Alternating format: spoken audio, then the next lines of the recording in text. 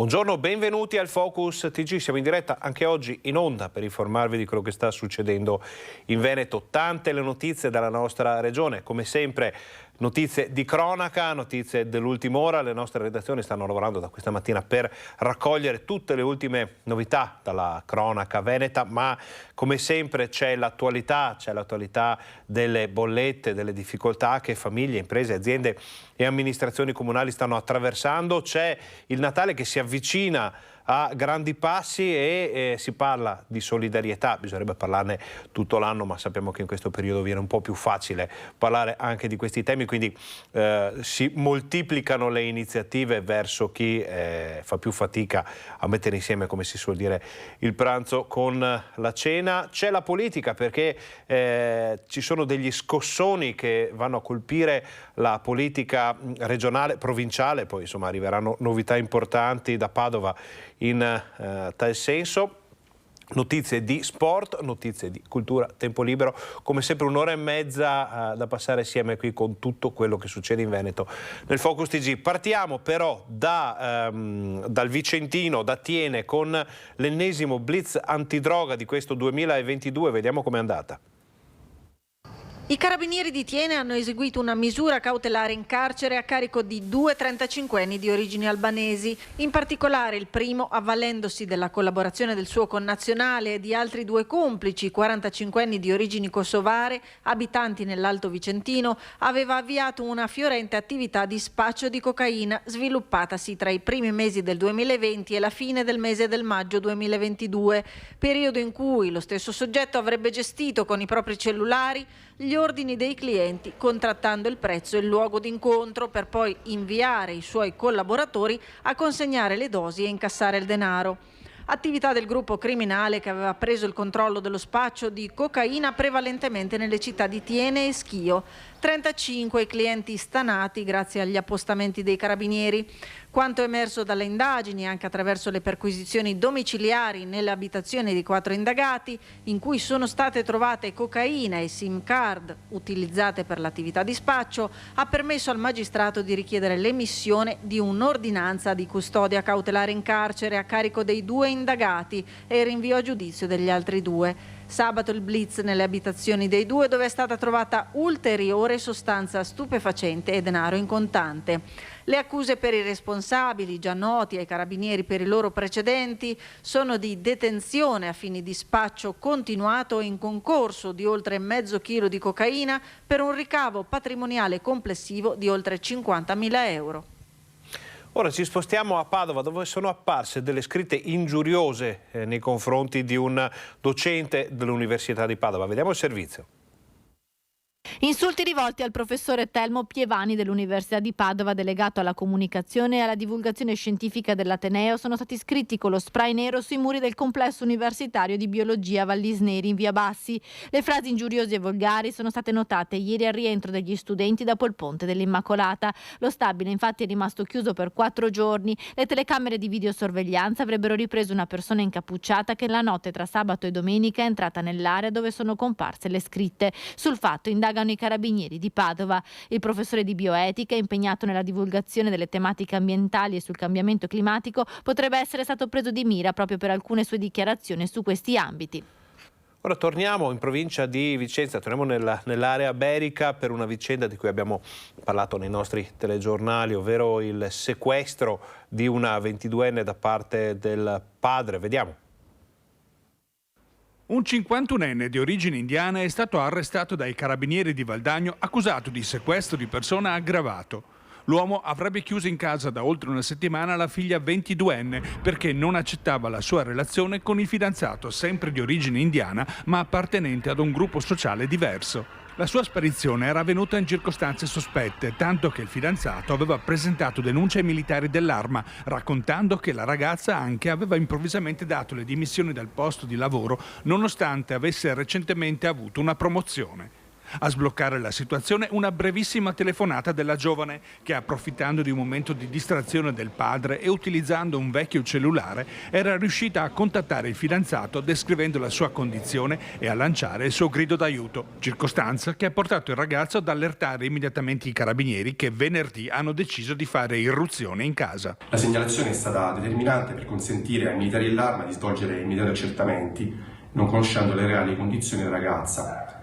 Ciò ha permesso alla Procura della Repubblica di Vicenza di emettere un decreto di perquisizione. L'attività è stata svolta presso l'abitazione dove la ragazza viveva unitamente al padre. Nel corso della stessa sono stati acquisiti elementi che hanno confermato quanto esposto in denuncia. Ne è così scaturito l'arresto in flagranza del padre. Incubo finito per la ragazza, che è stata trovata in buone condizioni fisiche. I militari l'hanno accompagnata presso un centro antiviolenza per poi essere collocati in una struttura protetta ed essere seguita dai servizi sociali. Il padre è stato subito posto agli arresti domiciliari nella sua abitazione, regime confermato dall'autorità giudiziaria che sabato ne ha convalidato l'arresto. Ora ci spostiamo in altopiano, dove lo abbiamo visto anche grazie ai nostri servizi, alle immagini bellissime, la neve è scesa e sta scendendo ancora copiosa, in Biancare, tutto con una cartolina davvero magnifica, e anche le piste, sia le piste da fondo che quelle da discesa. Però qualcuno nei giorni scorsi ha pensato di andare sulle piste già battute, già innevate con il fuoristrada. Vediamo cosa è successo. Ancora una volta nel territorio del comune di Gaglio, in particolar modo nella valle di Campomulo, si registrano, permettetemi di usare un termine, i soliti idioti che al calare della neve, quando arriva a 10-15 cm il manto nevoso, si apprestano con i propri mezzi, pensando di avere dei carri armati sotto il sedere, si apprestano ad entrare in certe zone proibite, vietate, che tra l'altro sono anche zone battute per i sci da fondo piuttosto che per le ciaspolate o le passeggiate. Il sindaco di Gaglio è duro, irremovibile, perché dice non è la prima volta che succede e il danno è sia per chi compie questi gesti sconsiderati che per chi li deve soccorrere nel caso restino bloccati. Qualcuno ha dormito anche nella macchina, fortunatamente per lui aveva abbastanza carburante da tenere accesa la macchina tutta la notte, visto che siamo anche abbondantemente sotto lo zero, e queste persone, oltre che poi a rischiare loro stessi un certo assideramento, mettono come sempre a repentaglio la vita dei volontari, soccorso alpino in primis, che devono raggiungerli per soccorrerli e per poi tirar fuori le loro macchine con altri mezzi cingolati, e quindi il danno sul danno. Io ho chiesto ai carabinieri forestali di applicare il massimo della sanzione, poi quando quella sanzione dai carabinieri forestali arriverà nel mio comune, a quella sanzione applicheremo anche i danni per ripristinare i luoghi. Quanta gente avete già identificato voi? Sono 4, ma arriveremo a 8. Tolleranza zero da Gaglio. Assolutamente, no, questa volta veramente io sono incazzato nero e ripeto a queste persone, e spero che qualcuno di loro mi stia anche ascoltando, perché poi spero di avere il piacere di poterci parlare personalmente con queste persone, con questi Rambo delle macchine. A loro sarà applicato il massimo della sanzione e il massimo del danno ripristino del luogo. Naturalmente vi racconteremo come andrà a finire, visto che ci sono altre persone che devono essere ancora identificate, e ovviamente dal Comune di Gaglio ci daranno tutte le informazioni del caso. Vediamo adesso la situazione clinica di una persona che è stata picchiata a Chioggia sulla Tromba delle Scale. Sta lottando tra la vita e la morte nel reparto di rianimazione dell'ospedale di Mestre Paolo Marangon, il 67enne che sabato sera in via Alga a Chioggia, per aver urtato il braccio di Andrea Morana, 26enne pregiudicato che gli ostruiva il passaggio, è stato colpito con ferocia.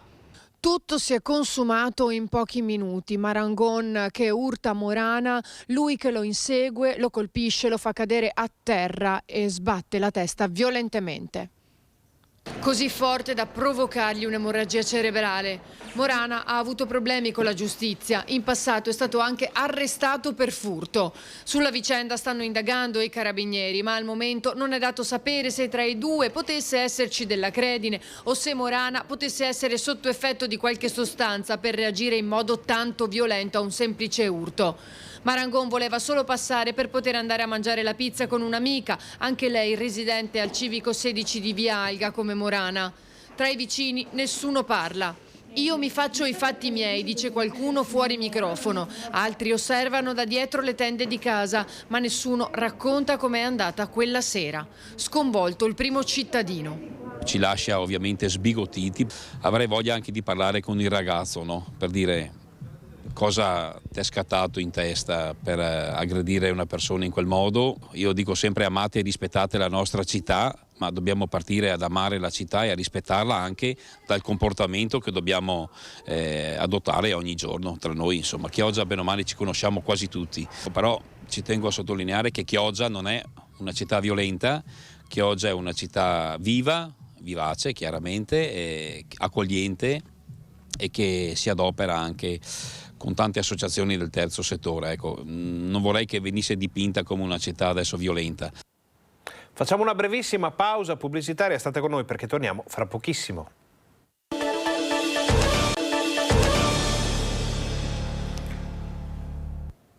Buongiorno, bentornati al Focus TG, siamo in diretta anche oggi in onda per informarvi di quello che sta succedendo in Veneto. Ci spostiamo ora in collegamento con la Marca Trevigiana, con Treviso, dove Francesca Bozza ci aggiornerà su quello che si sta facendo al Duca degli Abruzzi, liceo Duca degli Abruzzi, per capire quali sono le ripercussioni eventuali del caso di TBC riscontrato qualche giorno fa. Buongiorno Francesca. Buongiorno a te, buongiorno ai telespettatori. Siamo nella sede esterna, siamo all'esterno della sede distaccata del Duca degli Abruzzi. Siamo a San Pelaio, dove sono in corso i test Mantù su studenti e personale scolastico venuto probabilmente in qualche modo in contatto con la docente risultata positiva alla TBC. Questa mattina i test hanno interessato sempre studenti e docenti della sede centrale a Treviso. Insieme a me il dottor Erminio Bonsembiante, direttore del servizio igiene e sanità pubblica dell'USL 2, che abbiamo strappato ai suoi impegni. Lo ringraziamo doppiamente per la sua disponibilità per capire un po' come sta andando. 180 complessivamente le persone interessate dai test Mantù. Ricordiamo che la settimana scorsa erano stati sottoposti al screening i familiari della docente, 5 persone risultate tutte negative. Questo fa ben sperare. Come sta andando, dottore, questa giornata? Sta andando bene, c'è un'ottima collaborazione della scuola e dei genitori. Questa mattina stiamo terminando sostanzialmente, sono state testate 5 classi nella sede centrale, una classe qui nella sede periferica e più gli insegnanti, per un totale di circa 150 ragazzi e una trentina di insegnanti. E quando si avranno gli esiti, dottore? Per giovedì prossimo in mattinata si avranno i risultati, perché il test va letto dopo tra le 48 e le 72 ore. Quando fa, diciamo così, reazione, forse non è il termine migliore, la sostanza che viene iniettata durante il test? Sì, si tratta di una risposta del nostro organismo, una risposta immunitaria, dove nella sede di inizione dell'antigene c'è una reazione che provoca una caratteristica lesione, insomma, che noi possiamo leggere e dire se la persona è positiva o meno, cioè se la persona si è infettata o meno. Ecco, il direttore generale Benazzi già nei giorni scorsi era detto ottimista, perché da quello che è stato possibile ricostruire la docente ha sempre utilizzato la mascherina nelle 6 classi, e quindi questo dovrebbe far ben sperare per gli esiti futuri. Sì, questo è assolutamente vero, è una persona molto scrupolosa che ha sempre tenuto anche l'uso della mascherina, quindi questo ci fa ben sperare. Comunque è da tenere presente che infezione non vuol dire malattia, quindi se la persona risulterà positiva al test sarà avviata un percorso in modo tale da debellare l'infezione, però non sarà una persona da classificare come una persona malata. È importante sottolineare questo. Chi dovesse risultare negativo non finisce qui, ma dovrà sottoporsi a un nuovo screening. Il test dovrà essere ripetuto tra 2 mesi, che è il tempo di incubazione dell'infezione sostanzialmente, per cui tra 2 mesi saranno ritestati, se negativi saranno ovviamente rassicurati che non c'è stato nessun problema.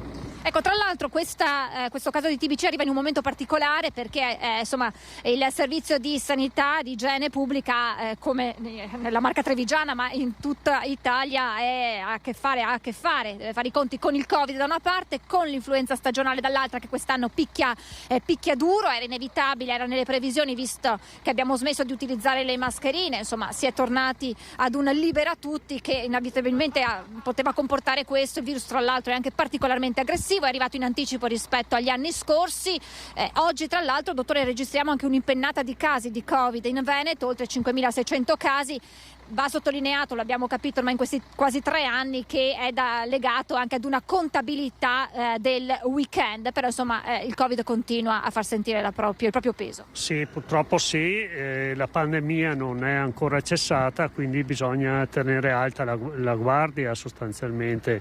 Il consiglio che io posso dare è che tutte le persone che rientrano tra le categorie che possono vaccinarsi si facciano un regalo di Natale, quindi se non hanno fatto il ciclo primario che facciano il ciclo primario di vaccinazione, se non hanno fatto la terza dose che facciano la terza dose, se manca la quarta che facciano la quarta, e per le persone che hanno più di 60 anni, soprattutto le persone che sono fragili, che facciano anche la quinta dose. Se sono passati quei famosi 120 giorni dalla precedente vaccinazione o dalla malattia. Un regalo di Natale, farsi il vaccino, questo è l'invito dell'USL2, il vaccino contro il Covid, il vaccino contro l'influenza stagionale. Siamo ancora in tempo, giusto dottore? Sì, siamo ancora in tempo, il piccolo aspettiamo tra qualche settimana, per cui le persone sono caldamente invitate a vaccinarsi, anche perché non potrebbe essere impossibile la coinfezione tra Covid e influenza, per cui meglio prevenire. Ultimissima domanda riguarda una novità legata al vaccino anti-Covid per i più piccoli, piccolissimi. Sì, è stato autorizzato proprio in questi giorni il vaccino che permetterà anche ai bambini con più di 6 mesi fino ai 4 anni di età compiuti di vaccinarsi contro il Covid. Ha un contenuto antigenico molto molto basso, inferiore di diverse volte rispetto a quello previsto per i bambini più grandicelli, che sono quelli dai 5 ai 12 anni. In questo caso il vaccino è già autorizzato da molti mesi. Ferdinando, se non hai domande io ti restituirei la linea e congederei il dottor Bonsembiante, lo farai tornare ad eseguire, ad aiutare i suoi colleghi nei test Mantù qui al Duca degli Abruzzi. Noi ringraziamo Francesca Bozza, il suo ospite, per questo interessante collegamento. Avete sentito anche informazioni non solo sul caso particolare legato a Treviso, proprio con questa ricerca di eventuali infezioni riguardanti la TBC, ma anche e soprattutto i consigli sulle vaccinazioni anti-Covid, vaccinazioni anti-influenzali in questo periodo così complicato per le influenze, per le malattie, le epidemie. Poi vediamo anche i dati del Covid di questa giornata. Adesso torniamo alla cronaca, ci spostiamo a Marghera perché si svolgerà fra qualche giorno una manifestazione di sostegno alla giovane bengalese aggredita perché portava il niqab.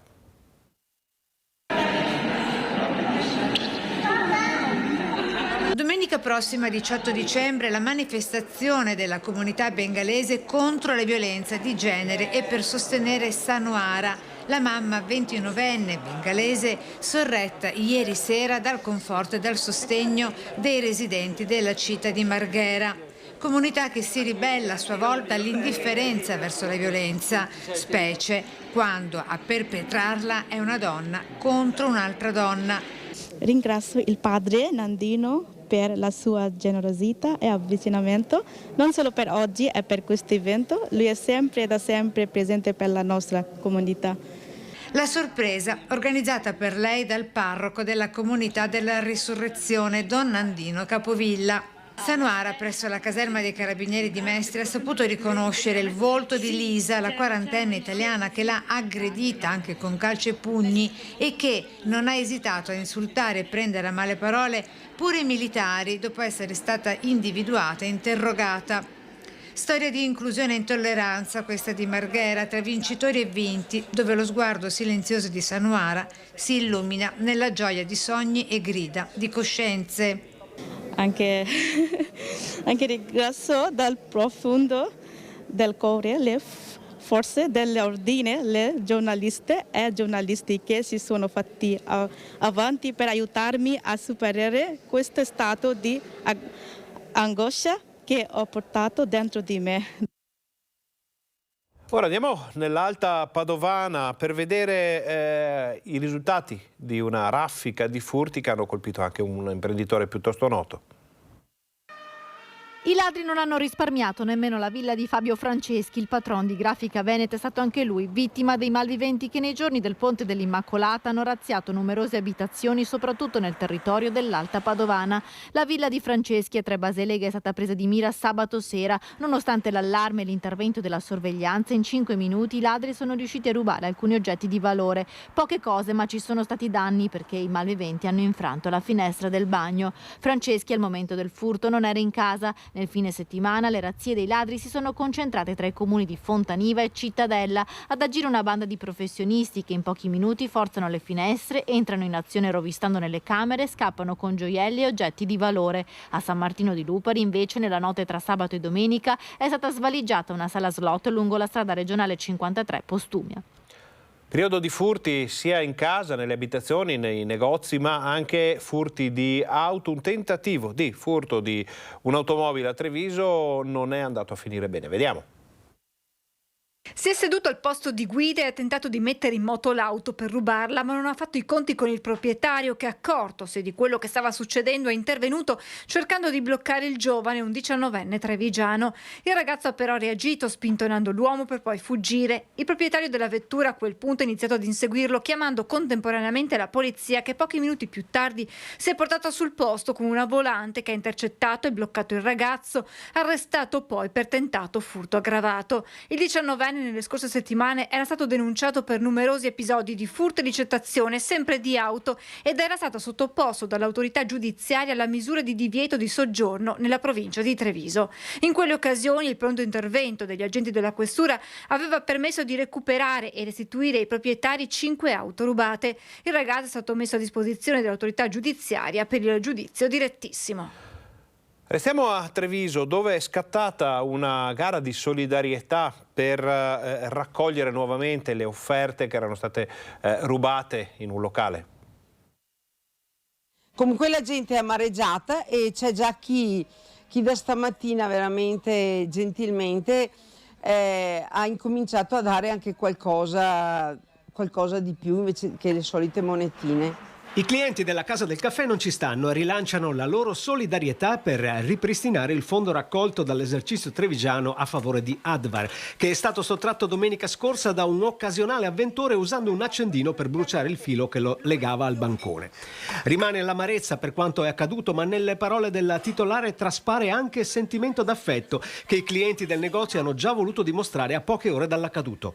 Quando ha finito di fare la sua spesa, avevamo pagato e tutto, poi mi porge 5 euro, io ho detto guarda che è tutto a posto, abbiamo fatto, e lui mi ha detto no, questi 5 euro te li do, che quando ti porteranno il vasetto per l'Advar saranno i primi a metterli dentro.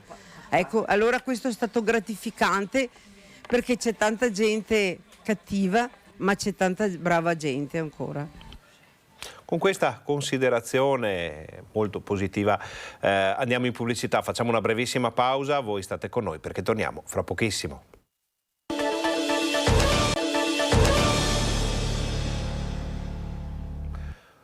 Buongiorno, bentornati al Focus TG, siamo in diretta anche oggi in onda per informarvi di quello che sta succedendo in Veneto. Siamo nella pagina della cronaca, stiamo parlando di furti, di colpi nelle abitazioni, in casa, ma il numero di questi fatti potrebbe essere molto maggiore rispetto a quello che si conosce, perché pare che tantissime persone siano portate a non denunciare quello che succede. Vediamo il servizio.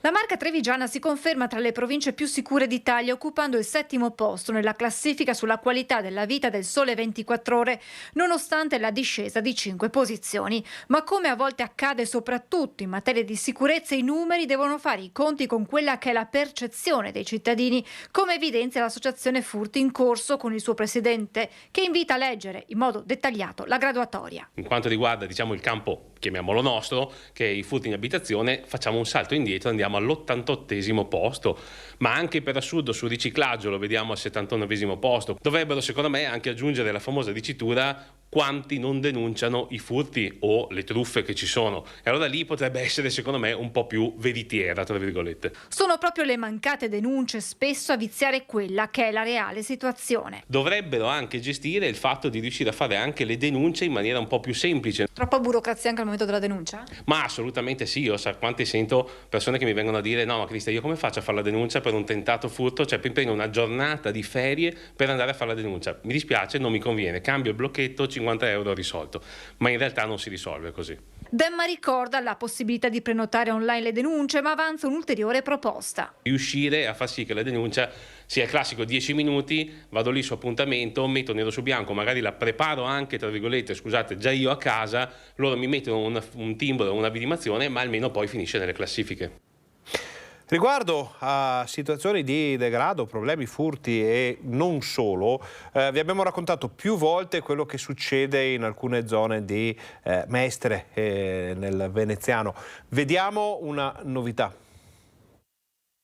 La prossima assemblea serve per condividere idee, iniziative e sentimenti della città, per cercare di capire che cosa si può fare per migliorare il senso di insicurezza e di pericolo che molte persone stanno vivendo in questo momento. E abbiamo deciso di unificare le nostre forze, le nostre anche specificità per poter dar vita a un coordinamento di gruppi e anche di cittadini che non sono organizzati ma che hanno problemi di sicurezza e libertà nell'uscire la sera. I cittadini sono determinati nel trovare soluzioni. Questo è lo scopo dell'assemblea pubblica che si svolgerà domani con successiva fiaccolata nel patronato della parrocchia di Santa Maria di Lourdes per concessione di Don Marco, che con i cittadini chiede più sicurezza. Tra i punti più toccati la sollecitazione a Comune e Ater affinché intervengano sul patrimonio abitativo pubblico, come nel caso di Altobello. Ha delle grossissime problematiche di degrado urbano. Abbiamo poi l'Ater che è latente su quella zona e Altobello cerca di portare, infatti è proponente di questa rete, di questo coordinamento di cittadini, cerca di portare un nuovo paradigma per vivere la città e di organizzazione della città. Ci siamo resi conto che il degrado ha contagiato anche lo spirito delle persone. Adesso chiudiamo per un attimo la pagina della cronaca, pronti ovviamente a riaprirla se dovesse arrivare notizie dalle nostre redazioni, e apriamo, come abbiamo detto all'inizio del nostro Focus TG, la pagina della solidarietà, perché in questo periodo in cui le famiglie sono sempre più in difficoltà, in cui sono sempre di più le persone che faticano ad arrivare a fine mese, con le feste che si avvicinano, insomma, si parla sempre più spesso di aiutare i deboli, gli ultimi, chi fa un po' più fatica. Ci colleghiamo con Valentina Visentin che è pronta ad approfondire proprio questo tema. Buongiorno Valentina. Sì, buongiorno Ferdinando, io mi trovo all'interno della sede della comunità di Sant'Egidio qui a Padova, comunità di Sant'Egidio che come da tradizione a Natale non lascia mai da soli nessuno, e infatti sono tantissime le iniziative di pranzi natalizi, non solo a Padova ma siete impegnati, adesso ce lo racconterà Mirko Sossai, anche a Treviso, Mestre, e oltre ai pranzi poi ci sono anche altre iniziative per raccogliere materiale e regali per le persone in difficoltà. Mirko Sossai, quest'anno come saranno dislocati i vari pranzi di Natale? Anzitutto direi che la buona notizia è che torna il pranzo di Natale in presenza, a tavola, dopo gli anni della pandemia. Vogliamo che sia un Natale per tutti, cioè con tutti gli amici che noi accompagniamo durante tutto l'anno, gli anziani, le famiglie bisognose, le persone senza dimora, che con noi si ritrovano nel giorno forse più bello e importante dell'anno, ma che se si vive da soli diventa un giorno tristissimo. Ecco che allora da Padova a Treviso, Treviso, a Conegliano, a Rovigo, sono tante, a Venezia, sono tante le iniziative di pranzo di Natale, un cenone per esempio serale a Treviso presso il seminario, a Padova in 4 luoghi un pranzo di Natale che raccoglierà più di 1000 persone a partire dalla chiesa dell'Immacolata nella zona del Portello e così via durante tutto il periodo natalizio. Noi siamo qui per dire dell'importanza di questo momento che ci ritrova come famiglia larga che coinvolge veramente tanti. Ecco, come comunità di Sant'Egidio rivolgete anche un appello alle persone che vogliono magari fare qualcosa al di là del pranzo di Natale, ma proprio semplicemente anche donando qualcosa. Cosa vi serve, per esempio? Sì, questo è importante. I pranzi di Natale non sarebbero possibili senza il sostegno e la simpatia di tanta gente. Il nostro appello è quello di aiutarci a preparare un regalo personale per ciascuno dei nostri ospiti. Facciamo una raccolta e la lista si può trovare nei social, su Facebook, è molto semplice trovarla, si può portare in tutti i luoghi in cui siamo presenti, dai cappelli a materiale per l'igiene personale, a piccoli regali, giochi nuovi per bambini. Sono tante le possibilità in questo senso. E poi direi anche il tempo, cioè la proposta del pranzo di Natale è una proposta per tutti, cioè anche di riscoprire il senso vero del Natale che noi ritroviamo nel volto di chi è più povero e lì ritroviamo quel Gesù nato povero in una mangiatoia. Quindi anche chi si vuole unire ci può contattare appunto dalla vigilia del Natale fino all'Epifania, tantissimi momenti di solidarietà concreta vissuta insieme e io credo che anche questo sia un modo per affrontare questo tempo altrimenti così difficile. Io sono convinto che insieme si può fare tanto e quindi il nostro appello è anche a chi lo desidera di unirsi a noi. Ecco, allora quindi si possono guardare sul sito della comunità di Sant'Egidio i luoghi dove ci sono le varie sedi. Qui a Padova, insomma, noi siamo qui all'interno della sede di Sant'Egidio e ci sono anche tutte le indicazioni, cappelli, guanti, calzettoni, insomma, indumenti per ripararsi dal freddo di questi giorni e poi ovviamente anche alcune cibarie per il pranzo di Natale. Ringraziamo Mirko Sossai per averci raccontato di queste iniziative, insomma, e speriamo di avervi dato anche delle informazioni utili per poter passare un Natale all'insegna della solidarietà. Da Padova è tutto, restituisco la linea allo studio. Noi ringraziamo Valentina Visentini, sua ospite, per questo collegamento. Ovviamente sono tante in questo periodo le iniziative, anche perché non c'è stato modo magari di parlare, ma è un tema che si può approfondire da qui in avanti, il numero delle persone che possono aver bisogno o che hanno bisogno, ma magari non per orgoglio o per altri motivi non lo dicono. Insomma, sta crescendo in modo importante dopo questi anni di grande difficoltà. La crisi che è partita come una crisi sanitaria col Covid è diventata poi economica e sociale. L'arrivo delle bollette folli, l'arrivo dell'esplosione dei costi dell'energia, delle materie prime, difficoltà per le aziende e le famiglie stanno creando un numero di nuovi poveri, passateci il termine, davvero drammatico. Adesso andiamo avanti, riapriamo per un attimo la pagina della cronaca perché si spenderanno 100.000 euro per formare i vigili del Veneto per contrastare le varie situazioni. 100.000 euro stanziati dalla Regione, 5.000 agenti della Polizia Locale del Veneto, 26 giornate di corso. Parte così il 15 dicembre il progetto formativo. Saranno trattati argomenti quali il bullismo, i reati relativi al codice stradale, la sicurezza urbana ed il contrasto allo spaccio di sostanze stupefacenti.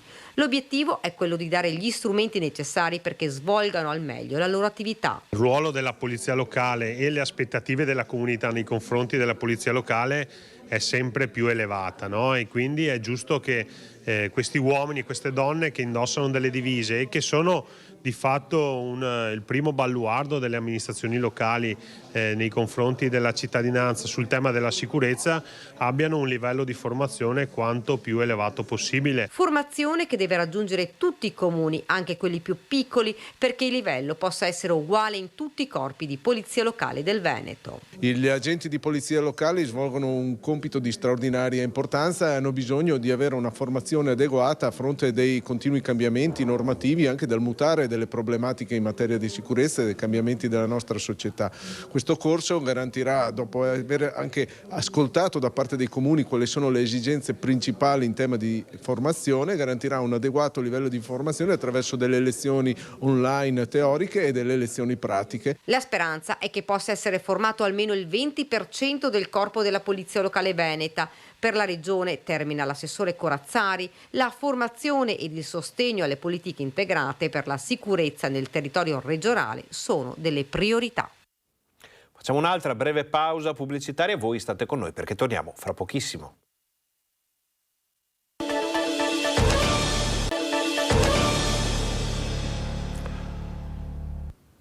Buongiorno, bentornati al Focus TG. Siamo anche oggi in diretta in onda per informarvi di quello che sta succedendo in Veneto. Usciamo dalla pagina della cronaca, entriamo nell'attualità, nella politica, nelle situazioni che gravano anche ogni giorno sui veneti, anche dal punto di vista del lavoro. Si prepara una manifestazione importante di piazza dei sindacati. Vediamo.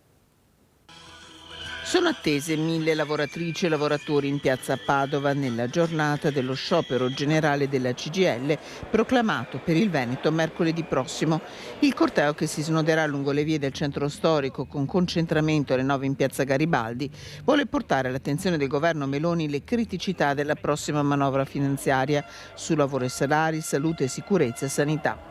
Critica la CGIL anche contro la reintroduzione dei voucher, contro la manovra sulle pensioni e le misure di politica fiscale che favoriscono l'evasione, sostenendo le partite IVA e penalizzando dipendenti e pensionati. Per queste ragioni noi saremo in piazza il 14 perché la gente non ce la fa più. È vero che c'è il rischio di esplosione di tensioni sociali, perché le tensioni sociali non ci siano, a quella gente vanno date delle risposte. Per dare le risposte noi promuoviamo chiaramente una partecipazione dal basso. Il corteo si snoderà lungo via Dante, piazza dei Signori, piazza delle Erbe, per poi raggiungere piazza Antenore.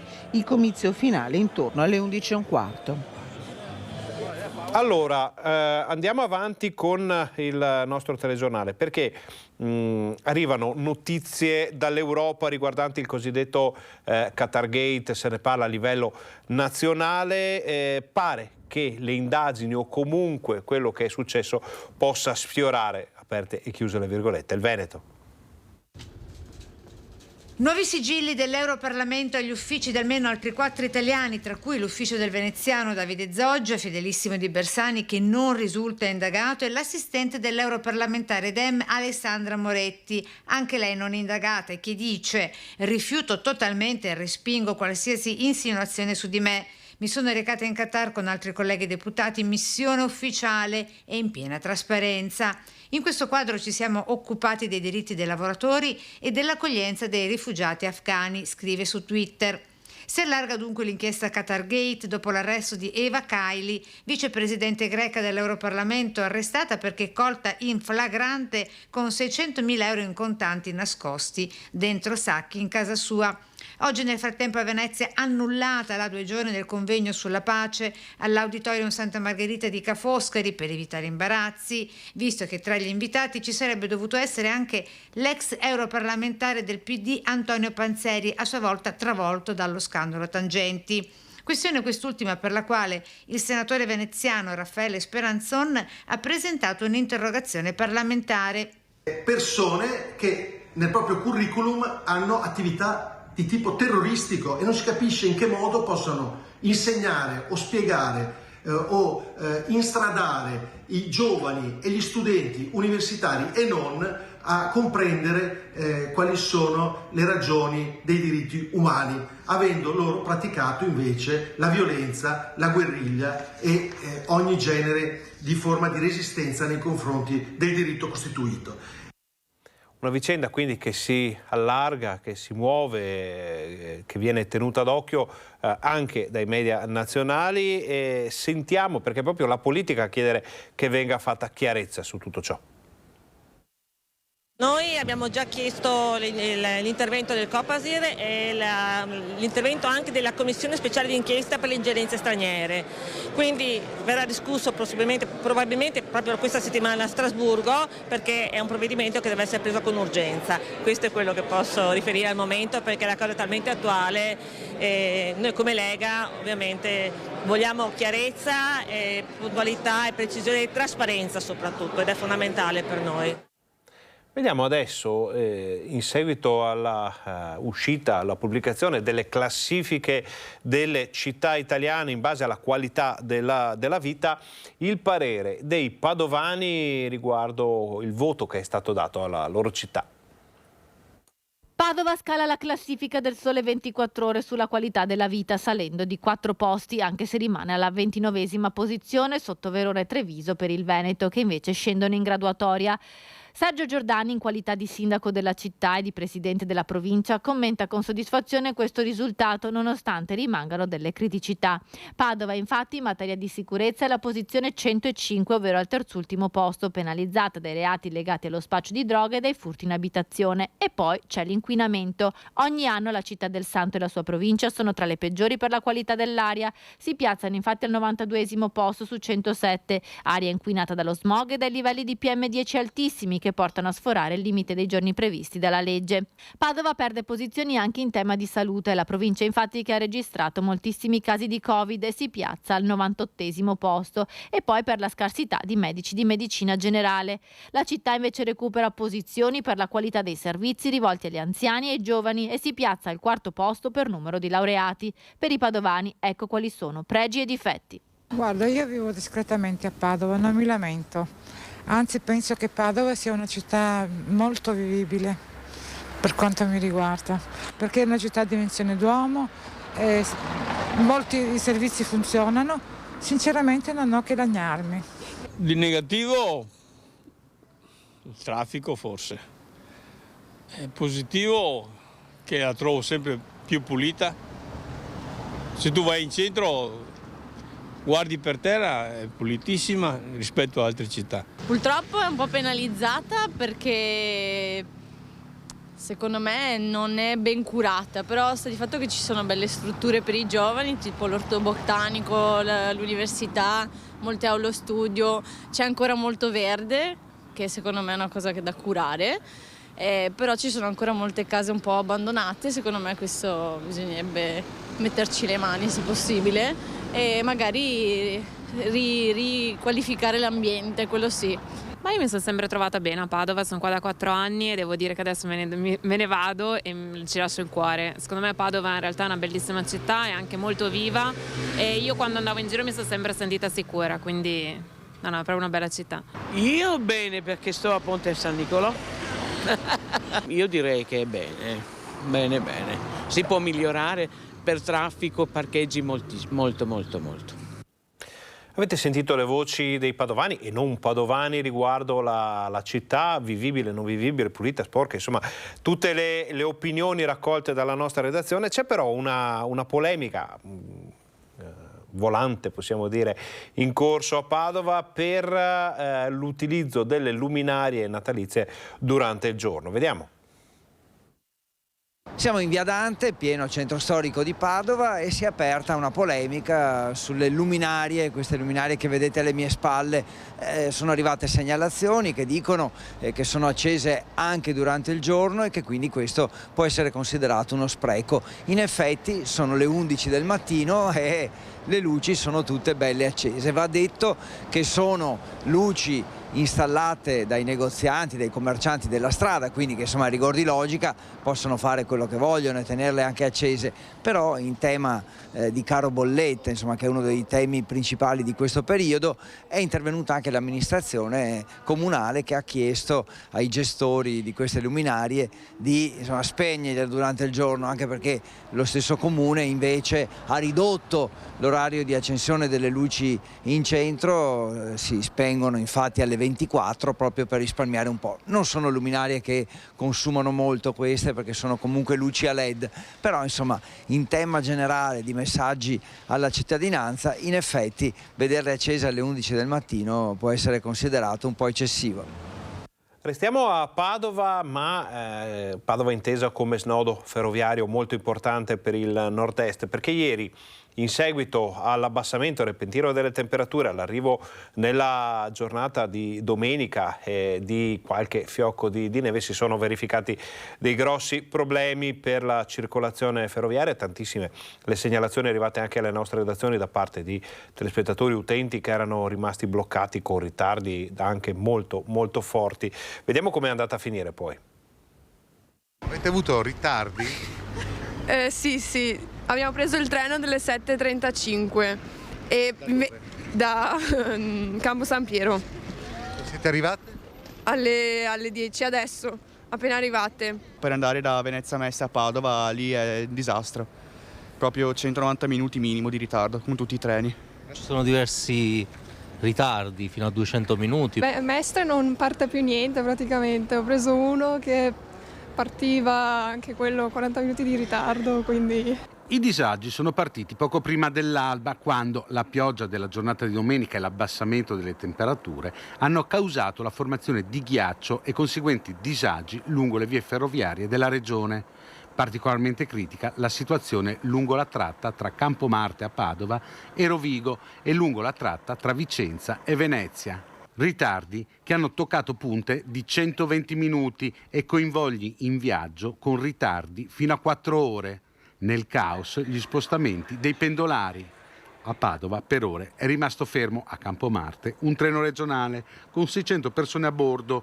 Ad Abano Terme fermo intorno alle 8:30 un Intercity diretto a Trieste in arrivo da Roma. Il treno regionale 16732 di Trenitalia delle ore 9:13 proveniente da Venezia Mestre e diretto a Legnano arriverà in ritardo previsto di 70 minuti. Ecco, lo vedete, le persone sono assiepate davanti ai cartelloni per cercare di capire quando riusciranno a prendere il treno. Il ghiaccio e il freddo di questa notte hanno bloccato le ferrovie del nord-est. Dopo le 10 il traffico ferroviario è ripreso a circolare in modo normale, con gradualità. È rimasta fortemente in difficoltà per interventi tecnici la linea regionale da Padova a Calalzo. Che la temperatura fosse rigida in queste ore lo conferma la schermata di ARPAV relativa alle 9 di quest'oggi. Una mattinata di passione che ha creato disagi e insofferenza tra cittadini increduli che il ghiaccio, ampiamente previsto da giorni, potesse originare situazioni simili. Spero di trovarlo, ecco, diciamo così. Disagi anche sulle strade del Padovano, in particolar modo nella zona dei Colli Euganei, dove le temperature sono state ampiamente sotto lo zero per gran parte della giornata di ieri. Sono entrati in azione i vari piani neve, antighiaccio delle amministrazioni comunali. Vediamo com'è andata. È iniziata verso le 16:30 di ieri la fitta nevicata che ha imbiancato il punto più alto della provincia di Padova. Queste immagini infatti ritrae il monastero degli Olivetani sul Monte Venda. Solo qui la bianca coltre è attaccato. Nel resto dei colli la pioggia mista neve non ha creato disagi. Sulle strade tutti i comuni dell'area hanno avviato un'importante operazione di salatura a partire dalla tarda serata di domenica. Operazione ripetuta in tutte le strade della provincia, e in città è scattato il piano antighiaccio. Il piano per la prevenzione del ghiaccio, il piano cosiddetto antighiaccio e antineve è già operativo, e questa notte i nostri mezzi erano in giro per fare le attività di prevenzione. Quindi si sparge il sale nella viabilità principale, nei punti sensibili, i sottopassi ed e di cavalcavia, in modo tale da tardare il più possibile, insomma, o rallentare la formazione del ghiaccio. La salatura operata nella notte ha evitato incidenti e l'operazione dovrebbe essere ripetuta anche stanotte in 27 punti di Padova, più critici per la formazione di ghiaccio, come il cavalcavia Borgomagno e quello di Chiesa Nuova. Stiamo distribuendo anche i sacchi di sale nelle scuole del comune, insomma, per aiutare anche il personale scolastico a salare da qui in avanti, insomma, nel proseguo dell'inverno, le zone di pertinenza della scuola, che vogliamo che rimangano il più possibile posti sicuri, mentre da lunedì a venerdì dalle 9 a mezzogiorno il magazzino di via Tassinari della Protezione Civile è a disposizione per i cittadini che volessero del sale da utilizzare nelle pertinenze di fronte alla propria abitazione. Viste le temperature piuttosto rigide di questo periodo, visto anche le difficoltà di molte famiglie, di molti anziani in questo caso a pagare le bollette, ci sono degli inviti che arrivano da parte delle istituzioni proprio per gli anziani a recarsi magari nelle sale, nelle aule, nelle case in cui svolgono la propria assistenza alle associazioni per la terza età. Un posto al caldo non solo per le temperature ma anche dal punto di vista dei rapporti umani. Nasce da qui l'iniziativa del Comune di Padova che vuole dare un sostegno alle persone anziane che magari sono sole o quelle in difficoltà economica che non riescono a pagare le bollette. A novembre sono stati individuati così i luoghi nei quartieri per ospitare momenti ricreativi al caldo di una stanza. Abbiamo raccolto da questa mappatura tutti i luoghi all'interno dei quartieri dove sarà possibile recarsi, sapendo che lì si troveranno negli orari indicati nel volantino che verrà distribuito in città, si troveranno delle iniziative, un luogo al caldo e delle persone che già sono attive. Sono spesso centri sociali per anziani che sono molto attivi nei nostri territori. La crisi energetica, le bollette che crescono di prezzo in questi mesi di gran freddo, i servizi sociali hanno risposto alle richieste di tante famiglie in difficoltà sostenendo le spese per le bollette con un fondo di oltre 1 milione di euro. Ma oltre al caldo delle stufe e dei termosifoni era necessaria un'iniziativa per tenere compagnia agli anziani, da qui un posto al caldo. In tutti questi luoghi, grazie al fantastico mondo del volontariato, e qui devo proprio ringraziare il Centro Servizi Volontariato, sono organizzate delle attività per gli anziani e c'è anche un numero di telefono da chiamare per avere informazioni su come accedere alle diverse sale che hanno diverse regole di accesso e ci sono anche delle informazioni per consigli di risparmio energetico nella propria abitazione. Il progetto è stato reso possibile grazie ad Acegassa PS Amga, servizi energetici, che ha supportato i volontari e le attività nei quartieri finanziando la distribuzione del materiale informativo oltre che riscaldando le sale comunali. Portando le persone in un unico posto caldo si evita di riscaldare gli ambienti dove sarebbero stati separatamente, in più comunque questo calore che noi dedichiamo a questa iniziativa qui lo andremo a risparmiare in altre attività che facciamo. La classifica sulla qualità della vita delle città d'Italia, e noi stiamo parlando ovviamente di quella del Veneto, riguarda anche Treviso che sembra aver perso qualche posizione. Vediamo. Lavoro e demografia sono i due indicatori che hanno condizionato negativamente la classifica del Sole 24 Ore sulla qualità della vita per la provincia di Treviso, marca che scende di ben 11 posizioni rispetto alla graduatoria 2021, occupando il 21esimo posto a livello nazionale. Scende di 2 gradini per quanto riguarda ricchezza e consumi, di 5 per la sicurezza, ma le voci che hanno segnato il calo maggiore sono lavoro, meno 11 posizioni, portando la provincia trevigiana al 29esimo posto, 58esimo invece per la demografia, con meno 36 posti persi in 12 mesi. È la madre di tutti i problemi l'aspetto demografico. Se non ci sarà un'inversione di tendenza, noi saremo chiamati a convivere con una società più vecchia. Il tema del lavoro, il tema dell'inflazione sono temi che incidono maggiormente dove la zona è più ricca, no? Rispetto ad altre. Noi siamo zone con un tessuto socio-economico ancora importante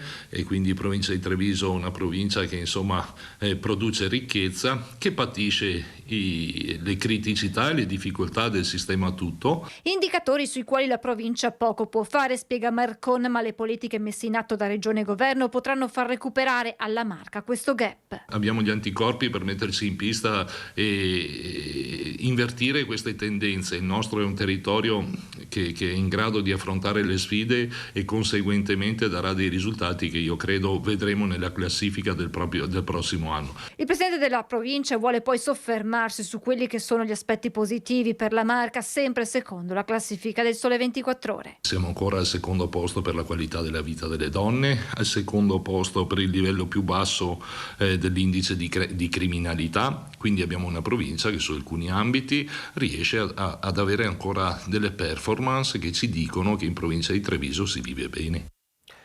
Ora facciamo una breve pausa pubblicitaria, voi state con noi, torniamo fra pochissimo.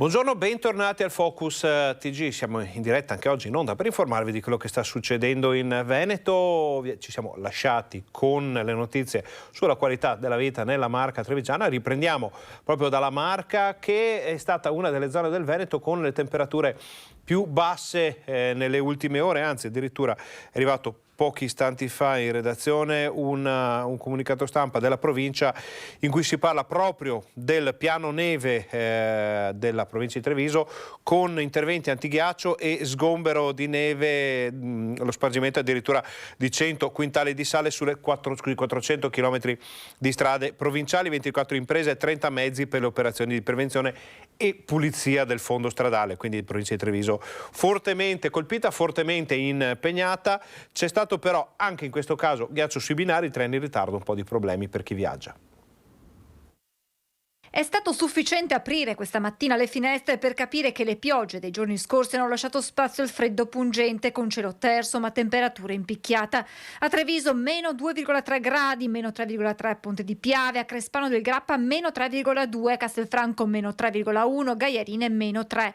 Sul Cansiglio la colonnina di mercurio è precipitata a meno 16 gradi, sul Monte Grappa meno 8, sul Monte Cesen meno 10. Il gelo associato alle precipitazioni di domenica ha portato alla formazione di uno strato di ghiaccio sulle strade della provincia. Noi siamo partiti già ieri sera, già questa notte, con il trattamento del sale sulle strade in forma preventiva. Nonostante il sale, stamattina si sono registrati alcuni tamponamenti, fortunatamente senza gravi conseguenze per chi si trovava all'interno dei veicoli coinvolti a Preganziole e Crocetta del Montello. Disagi sulle strade, ma problemi ancor più pesanti per chi oggi si è spostato in treno per guasti e inconvenienti tecnici riconducibili proprio alla formazione di ghiaccio sui binari. Difficoltà sulla linea Venezia-Udine, in particolare tra Treviso e Conegliano. Qui siamo nel capoluogo della Marca. Il tabellone all'interno della stazione segnalava ritardi fino a 100 minuti per i convogli DAE per Venezia, Udine, Trieste, Belluno e Bologna, ma per alcune destinazioni i tempi si sono allungati anche di 175 o 305 minuti. Ritardi di oltre mezz'ora o treni cancellati pure alla stazione di Castelfranco, come documentato in un post dal sindaco di Asolo Mauro Migliorini. Problemi tecnici poi sulla linea Venezia-Padova, Bologna-Venezia e sul nodo di Verona e soprattutto sulla Venezia-Vicenza. Caos alla stazione di Padova, dove chi arriva racconta l'odissea del viaggio. Ci sono diversi ritardi, fino a 200 minuti. Mestre non parte più niente praticamente, ho preso uno che partiva anche quello 40 minuti di ritardo. C'è da dire che effettivamente le temperature sono state molto basse, con dei record nelle zone soprattutto della montagna vicentina, altopiano dei 7 comuni con temperature polari. Poi questa sera nel TG Bassano ne vediamo qualche esempio. Adesso cambiamo completamente argomento, mettiamo da parte la pagina del maltempo e quella sulla qualità della vita, ma restiamo nella Marca trevigiana per le polemiche scoppiate in seguito al cosiddetto bagno no gender. Per quanto mi riguarda ognuno ha i propri diritti e di conseguenza, d'altra parte, sinceramente non è che mi cambia più di tanto la vita. È ridicolo, non farei un bagno di genere. Il bagno è per tutti, indistintamente dal genere. Se non si prova non si può capire, non si può sapere se è possibile o meno. È da lì che inizia la libertà personale nelle scuole. Quindi penso che sia giusto così. Penso che le famiglie sono assenti con questi ragazzini qua, che allora hanno tempo da perdere e fanno queste richieste assurde. Io li manderei a lavorare. Perché no? È una buona conquista. Penso che sia una cosa giusta. Ormai il mondo va avanti, per cui le regole che c'erano una volta possono andare bene, ma è giusto anche che vengano cambiate. È giusto anche un po' modernizzare la cosa, visto che diciamo che opinione pubblica ha il fatto anche di accettare questo cambiamento un po' del pensiero del maschio, femmina. Trovo che sia giusto e che sia al passo coi tempi, è un fatto di civiltà. So che in altre nazioni già viene fatto, quindi magari può essere d'aiuto. Non so, a livello psicologico a quell'età lì magari può aiutare molto. Se fossi una gender mi sentirei in disagio ad avere un bagno a parte. Perché? Per farli sentire diversi? Non lo trovo giusto. La trovo una cosa veramente assurda, sinceramente. Cioè, possono rimanere come sono, per quale motivo deve esserci anche una differenziazione tra gender? Parlo anche per esperienza. Può essere molto disagiante, cioè può mettere veramente molto a disagio trovarsi a dover scegliere per forza una cosa così stupida come dover andare nel bagno di maschio e delle femmine. Tema, avete sentito, davvero divisivo, ma sentiamo anche la voce delle istituzioni su questo argomento. Se fossero questi i problemi della scuola, quello di un bagno. Esordisce così l'assessore regionale all'istruzione Elena Donazzan commentando il caso del bagno no gender chiesto e ottenuto dagli studenti dell'Istituto Trevigiano Mazzotti a favore dei ragazzi che stanno compiendo un cambiamento di genere o che non si trovano a loro agio nei servizi riservati a maschi o femmine. Io mi sto affannando a che i ragazzi con disabilità possano avere dei servizi che permettano loro di entrare con una carrozzina, con un problema un po' diverso. Invece questi nostri studenti che insomma, vogliono accendere i riflettori su un non problema, decidono di parlare di questo. Un non problema dunque per Donazzan, quello dei servizi igienici neutri. Vorrei che i nostri studenti, che reputo maturi, magari avessero portato all'attenzione della pubblica opinione un maggior numero di ore di lingue straniere, visto che siamo molto deficitari, oppure un apprendimento diverso della matematica, delle scienze, della tecnica, visto che siamo molto deficitari. Avrei voluto che mi dicessero abbiamo bisogno di spazi e invece no, vogliono un bagno solo. Va bene, faremo questa valutazione. Distingue la questione tra ciò che la normativa prevede e i chiarimenti che la politica dovrebbe fornire su questo tema la dirigente dell'ufficio scolastico regionale Carmela Palumbo. È un po' come la questione del fine vita. Credo che diciamo in questo momento urge proprio una definizione, una presa in carico della politica di questa tematica. Cambiamo ancora argomento, andiamo a vedere le segnalazioni che arrivano da voi telespettatori, dai cittadini. In questo caso andiamo a Vicenza, dove ci viene segnalato un attraversamento pericoloso. SOS Sicurezza, siamo in strada Padana verso Padova e come vedete questo passaggio pedonale è davvero pericoloso. In questo caso le macchine si sono fermate, però c'è davvero da farsi il segno della croce. Non stiamo esagerando, nessuno è contento di attraversare in questo tratto di strada. Prendiamo il primo ciclista che passa, per esempio, lui.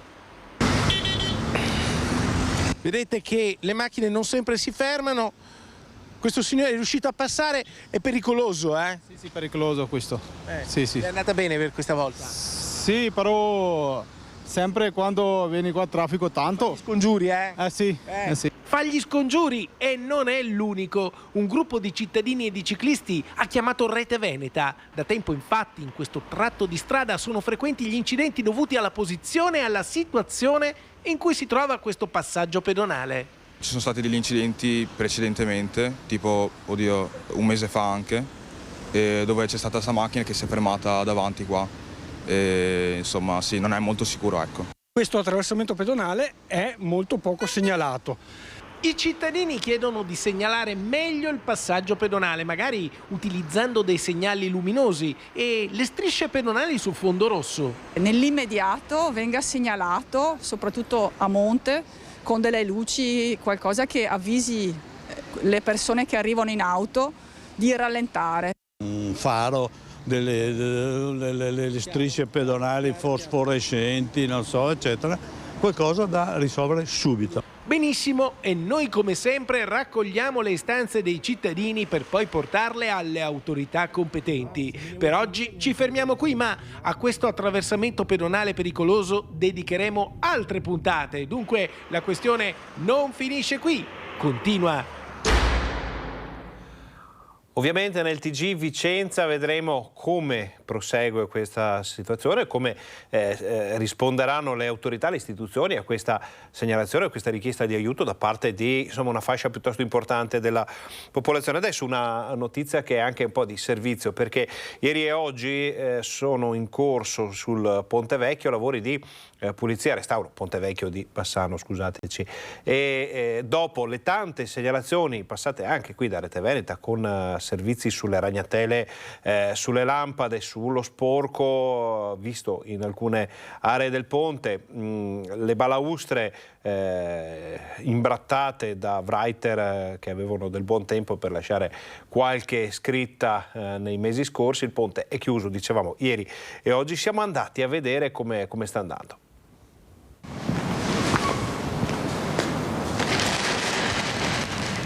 Ponte Vecchio chiuso oggi e domani dalle 6 del mattino fino alle 17:30. Il motivo è che finalmente si è scelto di fare le grandi pulizie via le macchie e via soprattutto le ragnatele. Certo, sono tanti i turisti e anche i bassanesi che non sapevano che avrebbero trovato la strada letteralmente sbarrata provando ad attraversare quello che è il monumento simbolo della città. Sono venuta apposta, proprio ci trovavamo di passaggio, sto andando a Treviso a prendere l'aereo e ho fatto una tappa qui per visionare, vedere questo ponte, però mi dispiace tanto che è chiuso, sì. Questa la situazione lato Angarano e adesso andiamo a vedere dall'altra parte.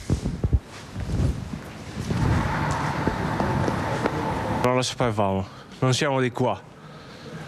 Turisti, volevate vedere il ponte? Esatto, però oggi purtroppo se ne fa meno. Proprio quando c'eravamo noi, pazienza. Stavamo facendo un giro per vedere il centro storico di questa città perché noi veniamo da lontano, però peccato, sarà per un'altra volta.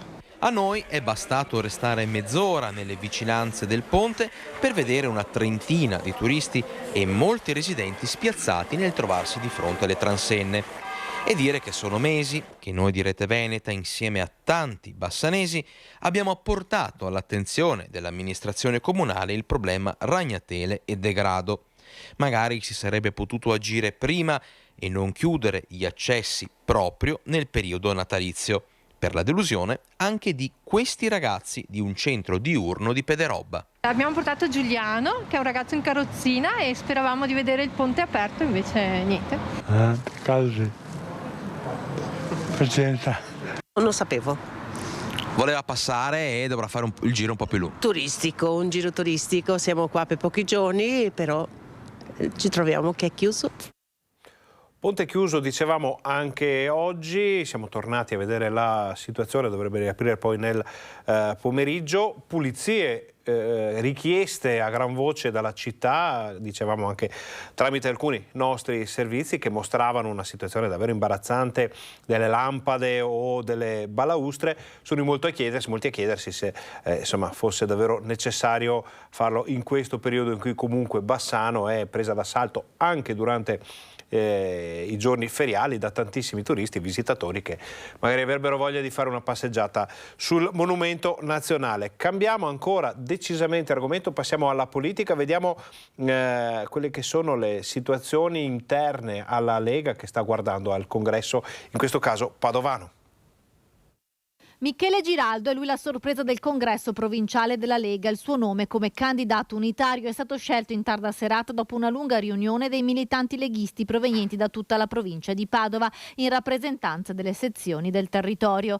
Michele Rettore e Fabrizio Borona hanno ritirato le loro candidature al congresso provinciale in favore della scelta unitaria. Michele Giraldo, sindaco di Brugine, 39 anni, 20 anni di questi passati da iscritto al Carroccio.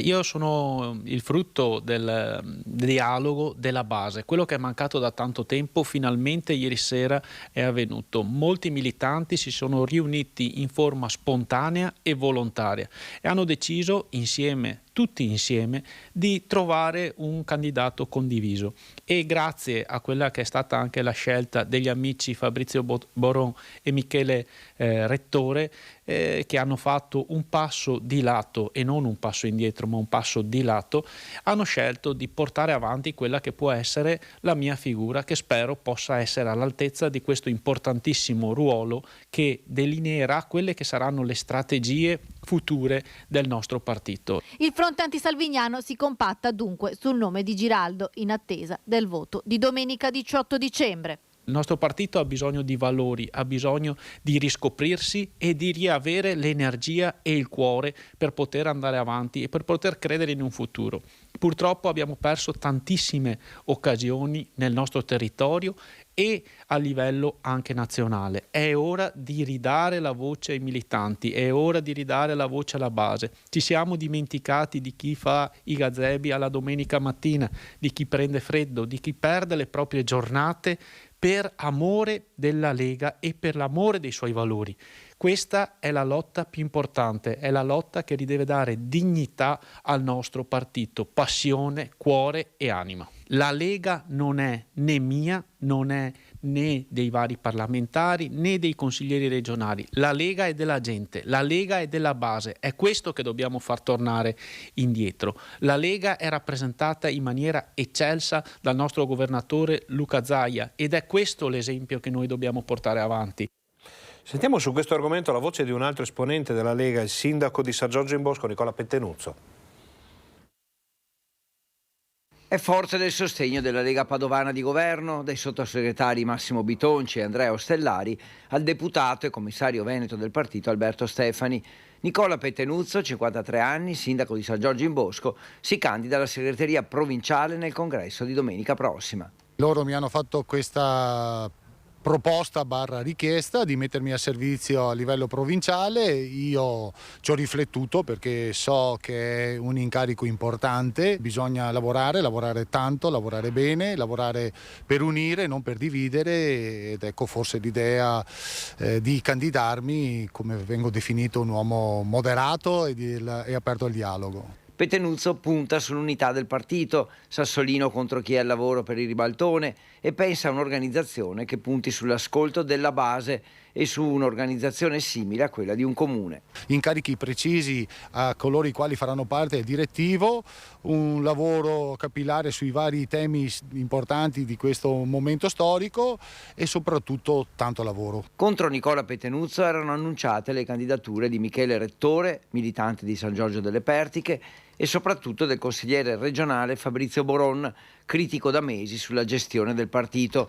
Con un colpo di scena però, durante un'affollata riunione, Boron e Rettore hanno ritirato le loro candidature, compattando il fronte opposto a Pettenuzzo con il sostegno a Michele Giraldo, 39enne sindaco di Brugine. Quando ci sono persone che si mettono a disposizione del partito, per me, per come la vedo io, sono aperto ad accogliere come è giusto che sia.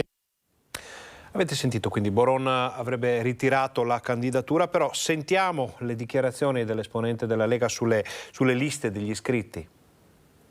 La mia candidatura parte da decine di militanti che mi hanno chiesto di farlo. Una spinta dal basso, quella della base del partito. Da lì è nata la candidatura al prossimo congresso provinciale padovano della Lega di Fabrizio Boron.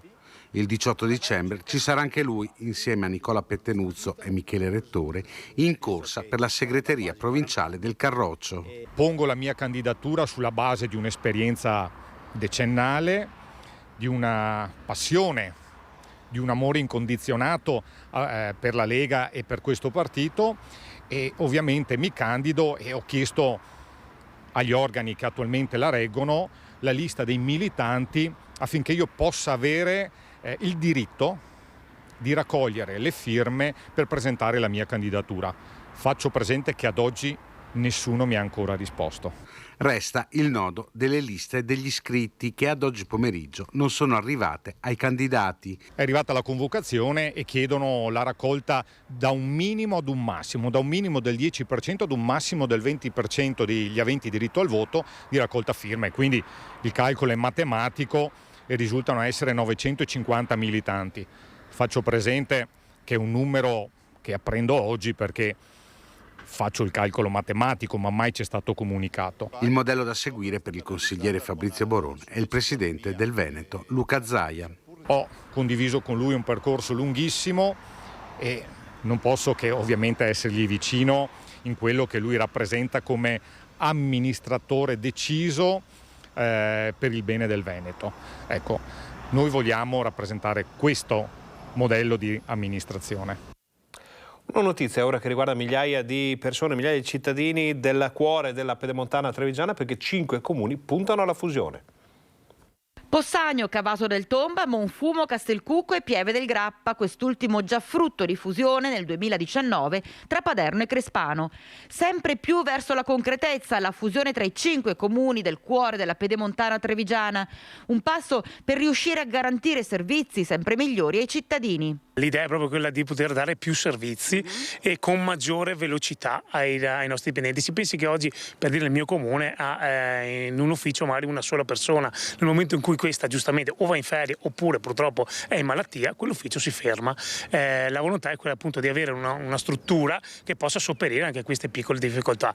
Ricordo però la cosa fondamentale che non è nulla di deciso oggi, ma la decisione è tutta dei nostri cittadini. Compito nostro di amministratori è quello di dare la possibilità di mettere sul piatto quelle che sono le opportunità di una fusione e poi saranno i nostri cittadini di tutti i 5 comuni a decidere. Fatto lo studio di fattibilità che sarà presentato alla cittadinanza mercoledì prossimo, il 14 dicembre, alla Casa delle Associazioni di Possagno, la volontà è quella di provare a condividere le attività dei vari uffici. Proprio per cominciare a rodare quello che potrebbe essere il futuro di questa fusione e poi con il tempo arrivare alla fusione stessa. Insomma. Vogliamo fare i passi giusti con il doveroso rispetto di quelli che sono anche i sentiment di tutti i nostri cittadini.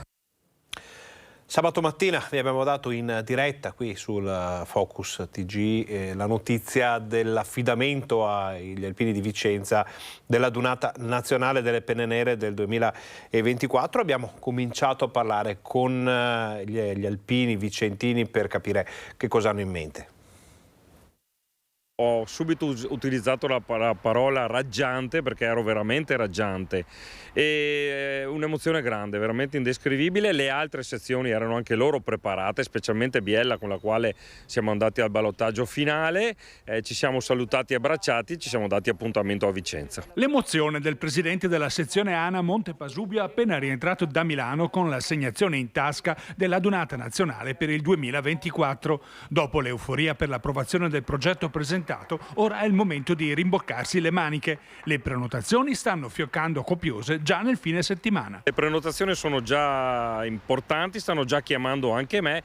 La disponibilità e la ricettività alberghiera per Vicenza e provincia è ampia, come abbiamo presentato nella brochure. Il tempo stringe. Fino a maggio 2024 mancano solo 15 mesi per organizzare un evento memorabile che non riguarda la sola sezione vicentina premiata nel centenario della sua fondazione. Sì, assolutamente, come ho presentato anche la Dunata, è la Dunata della sezione di Vicenza Monte Pasubio, ma della terra vicentina. Gli altri presidenti, i nostri fratelli con le sorelle di Asiago, Bassano, Marostica e Cavaldagno ci siamo già sentiti. La nostra idea, un nostro programma che era quello della Dunata che avevamo presentato nel 2016, quello dei nostri ossari. La terra vicentina e la provincia di Vicenza nello stemma ritrae i 4 ossari, quindi del Monte Pasubio, del Cimone, del Monte Grappa e dell'ossario di Asiago. È un momento del ricordo, è un momento importante per noi vicentini perché le abbiamo vissute qui sulla prima linea la guerra della Prima Guerra Mondiale. Un argomento che ci accompagnerà nei prossimi anni, insomma vi racconteremo passo passo l'organizzazione di questo importante evento per poi raccontarvi come sempre la Dunata degli Alpini, ma insomma c'è tempo di parlare di tutto questo. Detto ciò, noi ringraziamo Fabio Verin per la regia, ringraziamo tutti i colleghi che ci hanno permesso di portare nelle vostre case tutte le ultime notizie dal Veneto, ringraziamo voi per essere stati con noi, vi diamo appuntamento a TG Bassano, TG Vicenza di questa sera per tutto quello che non è ancora stato detto e vi auguriamo un buon pomeriggio.